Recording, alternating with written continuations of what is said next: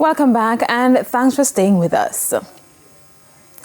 In the heart of New York City, amidst the hustle and bustle, there's a slice of Jamaica waiting to tantalize your taste buds. It's the story of Hibiscus Brew. Here's Deirdre Thomas with this evening's edition of the Business Review. For many Jamaicans, sorrel is synonymous with the joys of Christmas.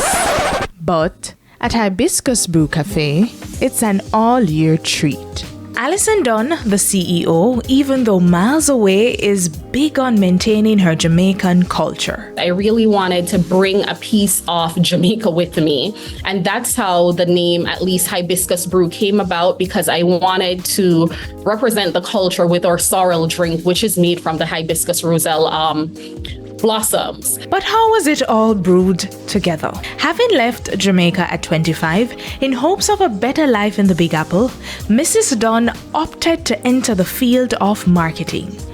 After her plans were thwarted and she was laid off, she started a home organizing company. The COVID-19 pandemic hit and she had to once again pivot. With COVID, the next step, it's like, what's next?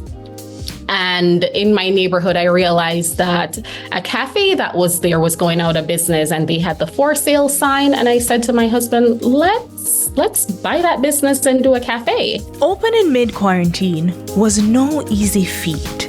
But the business had a viral Instagram moment and this happened. People were flying in from all over the world, from the West Coast, all over, just to visit Hibiscus Brew or have it as a part of their travel plans when they come to New York. We started out doing sandwiches, salads, smoothies, coffee and pastries, all the things that you would find in a cafe, but we decided to reduce the salads and the sandwiches, and now we only offer those when we do catering. Now she's found the right formula, with her best selling being anything infused with sorrel. We have a soft serve sorrel ice cream, iced teas, the sorrel by itself, sorrel in the smoothies. Despite sorrel being seasonal, Mrs. Dunn has been able to ensure a consistent supply and is willing to forge alliances with local producers. So right now we use the dried sorrel, which tastes just as good as the fresh sorrel.